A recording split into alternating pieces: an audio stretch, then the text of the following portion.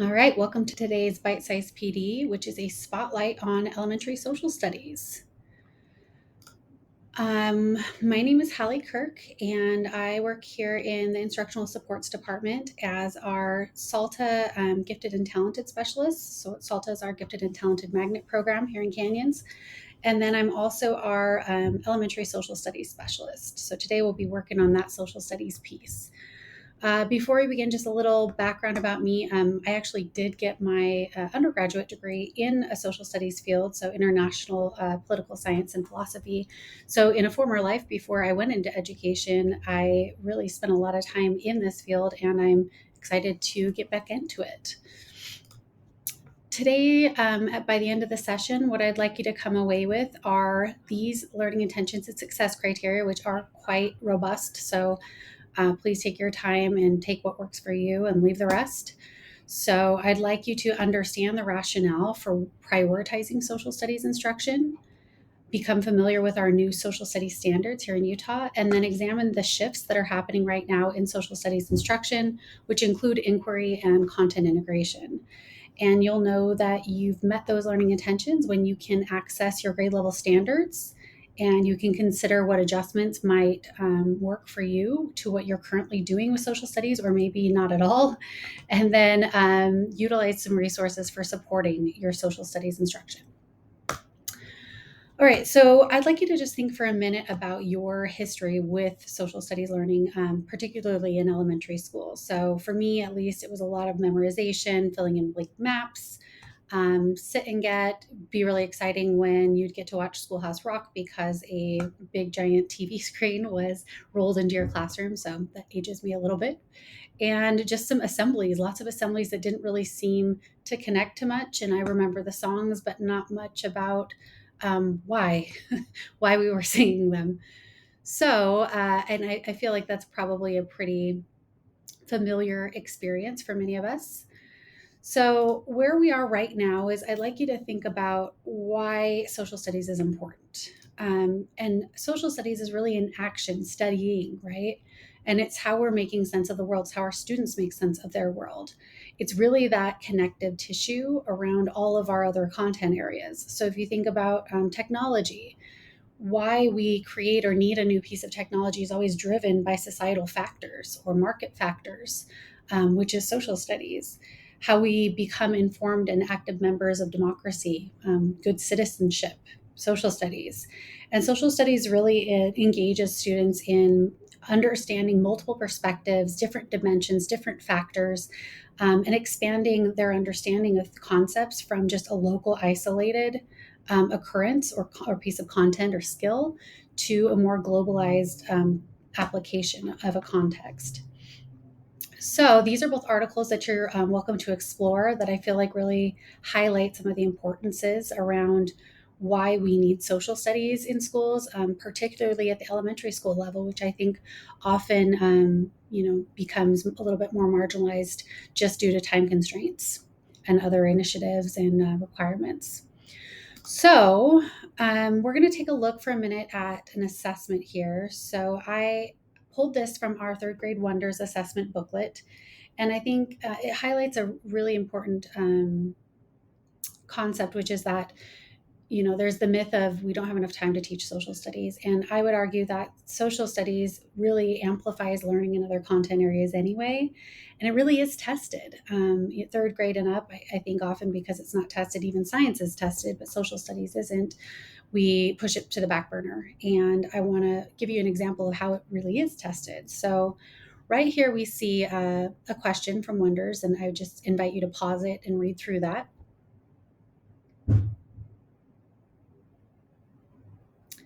So, really having an understanding of historical contexts, like immigration, what maritime life is like, what migration is, would really provide students with a better understanding of what a deck is, what a galley is, what a quarter is. And you can see how exposure to those concepts from different in different aspects. So if you, for example, have a family that has been able to travel to Boston and you've seen the Boston Harbor and your family has been able to do a tour or see do some sightseeing, you're going to already have more of a background to understand these new vocabulary words in their context, versus if you haven't had that type of exposure. And social studies is really, it's a great equalizer, but it also supports these comprehension skills that we're assessing, and it amplifies the need for why we would have.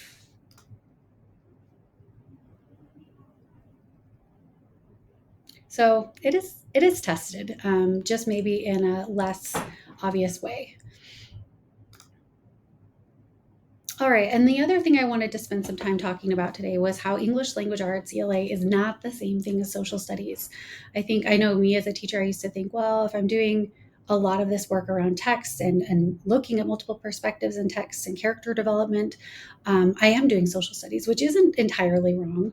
But I want to emphasize some key differences between these two content areas. So, one is that ELA is building your literacy skills. That's the purpose of it, whereas social studies is designed more to build your content knowledge, so your understanding of history, your geography, your economics, your civics, which are different from cause and effect, and different from being able to find a main idea and supporting details. They're complementary, but they are independent skills. ELA on its own doesn't have the depth and the context that you need for students to be able to understand these complex social studies topics, particularly in the upper grades. So you're getting a lot of snapshots of different things that happen in history, but they're not integrated, and they're often, more siloed from a larger, wider context. So they're not getting that deeper understanding of what these concepts are about, and what these events, how these events happened and occurred, historically speaking. And then social studies really fosters critical thinking on our real world issues and multiple perspectives. So we get into more of the current events, more into the patterns, and critically thinking about why they occur, why they don't occur, different perspectives on events that are happening in the world. And yet, while ELA again can complement that, it's not doing that all on its own, especially in the elementary context where you might be working within a curriculum that's a little bit more designed to just really target those literacy skills primarily. And then you're also getting limited exposure to diverse viewpoints in ELA with these types of curriculums. And that I think, to understand again the depth of complex social studies topics, we need those diverse voices to be heard. And then inquiry, primary sources, historical analysis, those are all skills that are part of social studies, learning to be a historical thinker. And that's not necessarily prioritized in ELA, which is fine because it is a different content area. And then ELA and social studies are just distinct. They're both important. This isn't to say ELA is not important or social studies is more important. They need to work in tandem, but they also need dedicated time and focus of their own. ELA on its own cannot replace social studies for building these deep understandings and even literacy. I wanted to include these as well. This is a link to a study, and you can click on it here. It's a study that the Federal Early Childhood Longitudinal Study that was done in 2020. And this really had some key findings, and I think some of them aren't quite as surprising, at least weren't to me so much, about how more time spent on ELA than other subjects in elementary schools. But what I did think was interesting about this is that it highlighted that increased instructional time in social studies and not ELA, so just social studies instruction, was associated with improved reading ability. So that literacy outcomes improved by taking the time aside to focus on just social studies instruction.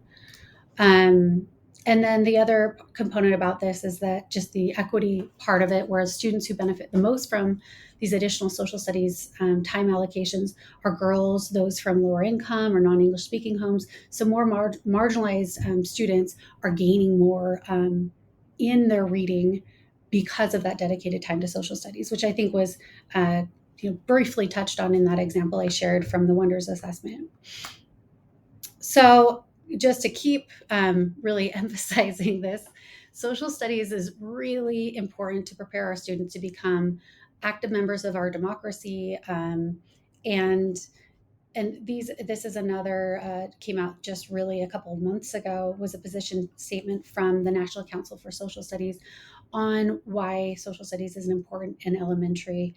And these were some of the things that were their findings, and that they kind of the big takeaways is that social studies is really what creates that inclusive, thoughtful classroom. It prepares the students for real world problem solving. And again, just I have this little icon up here reminding us that this is the connective tissue between our content areas.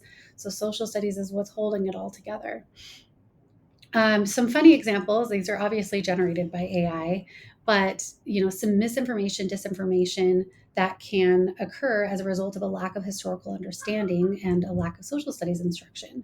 So there's a funny graphic here about like booking your cruise to the edge of the earth because earth is flat. It's a misunderstanding of social studies concepts of geography. Looking at Egyptian hieroglyphics, or I don't even know that that's what it is, but it's interpreting it as, well, this is emojis because of that lack of historical understanding. Seeing a knight, a knight's armor, and imagining it as cosplay, and not something that actually was a time period in history, and with all that went along with it in a larger context. And even the application to like this business exec who is trying to expand his business with a bottled water company in the middle of the desert due to a lack of understanding of natural resources and where they exist. There are no water sources here, so his business is probably not forecasting positively. So we see these are some funny examples, but we really do see a lot of misinformation, and for us as adults, but even for our students to learn to navigate that, social studies is becoming even more critical. So some background on our standards. Our new standards were adopted for implementation this year by USBE, and we're currently just reviewing curriculum. We're looking at other resources to kind of see how we're going to move forward with engaging in these standards and support you as teachers in doing so in the future. But right now, we do have some good places to start, which I will get to in a few moments. But some of those big shifts in these standards that I wanted to highlight are that we're really looking at the acquisition and the application of knowledge. So, the basic idea is that we're giving these kids some compelling questions, some really interesting things to think about, helping them design their own inquiries about, social studies concepts, and then investigate those and evaluate them and find evidence to communicate those answers. So this is in social studies, it's the college career and civic life framework. If you click that link, it will take you to kind of, this is the underpinning of what the new standards revisions were really designed to do. I also wanted to include, because of that emphasis on inquiry in social studies, just a quick video from Inquire Ed, which is a curriculum company for social studies. And I'm not going to play it here, but you're welcome to go to the slides and watch it. But it just highlights really the same connections we're seeing across content areas right now with, our WISER framework really highlighting inquiry. Our math discourse is that highlighting inquiry through math discussion and having rich math tasks and having, math talks, all of that number sense and conceptual learning that's happening as a result of student inquiry. And then we've seen that in science already with, having a phenomena or an inquiry to really kickstart the learning in the beginning of the unit, rather than what we've seen in the past, which is a lot of scaffolding the learner until they're able to start asking their questions. It's really a big reverse of that model. Then I also had another article that I wanted to share, which was a study last year about the combination of inquiry-based and direct instructional approaches. I think that in education, we often think of these two approaches, inquiry and direct instruction, as being completely mutually exclusive. Really, that's not the case. I'd like to argue that both can be done through the other, and both are important. So inquiry-based methods are generally effective for acquiring that conceptual knowledge, which, as I mentioned, is really, to me, the biggest takeaway of all of these instructional shifts we're seeing right now, is that we don't need to, to walk kids through every step of that process in order to get to that higher level of understanding. Rather, it's the more interesting, higher level tasks and the questions that build that foundational understanding. And that inquiry-based approaches usually provide them with enough scaffolding to do so. So I think a smart combination of both approaches is really the most effective for promoting student learning, really in any content area.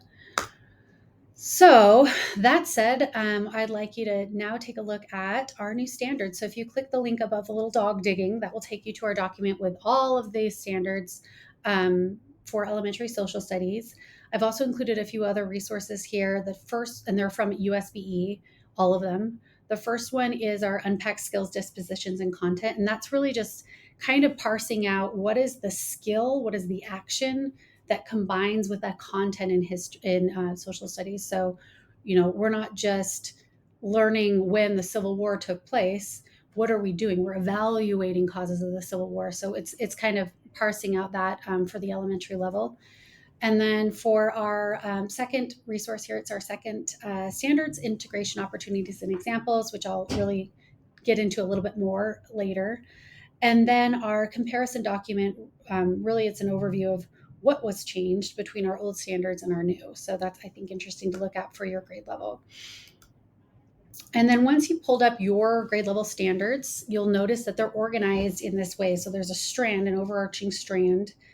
And within that strand, you'll see some compelling questions that are really targeting that inquiry approach. And then you'll see the standards that go underneath each of those strands. And these strands in elementary are around those four areas that were highlighted in the C3 framework. So that's your civics, that's your history, that's your economics, and that's your geography. And anchoring our social studies instruction in those standards is essential right now. So, if you're a little reluctant to explore some of your new social studies standards, you're not sure what to do, I think always, whatever you're doing in your social studies instruction, the most important thing of all is that it's always anchored in these standards. That is as educators, that's what all of our work should be anchored in the first place. So why should we integrate these okay, I'm going to skip forward and then I'll go back to that. So our current master calendar right now for elementary allocates 90 minutes a week for social studies and 30 for kindergarten, which is the same as for science. So not a lot of time, which I think gets to one of those important reasons for integrating those social studies and science concepts in all content areas and vice versa. Then I want to show you the new literacy framework from USBE. So you'll notice that all of these components of literacy that are within our literacy block and that minute by minute breakdown should all be held together through content integration. So that is, again, our connective tissue for everything else that we're learning. So content integration is really what's giving our students the ability to learn at these higher levels. So if we just have isolated information, that data in different contents, no matter how robust or how deep that learning is, it's still isolated. And that's known as what information, right? But for us to develop knowledge as learners, we got to build those connections across disciplines. And cognitive science has shown us for a while now that for us to learn and remember, we need these connections. We need that relevance. We need to see how that our learning applies across content areas. And then furthermore, for us to innovate and find novel solutions to problems that are right now unknown, which is the case for our students, we don't know what problems they're going to be facing in the world when they get out of school. And so for them to really innovate and find these new ideas and problem solve and critically think and creatively think, we got to have those connections. And then, wisdom is really that pathway where, I've got, not only do I have new ideas, I can connect all of my learning and all of my, my data, my information, my knowledge, and my insights and create this wisdom. If you click that link at the top, it'll take you to the content integration definition from USBE, which I think is worth a look. But really, I think right now, rather than thinking about minute by minute breakdowns in our master schedule, we really need to be focusing on how do we integrate all of this learning in all of these disciplines in a meaningful way for our students. So right now in our instructional guides, this should be familiar to you. We're already starting to see this shift. So we're starting to see, hey, there's some alignments here between science, social studies, and keyboarding. And in this last unit, new this year, we're going to be having an integrated STEM and social studies opportunity for our students that's place-based and project-based, which I'm really excited about and will hopefully be seeing in the next couple months.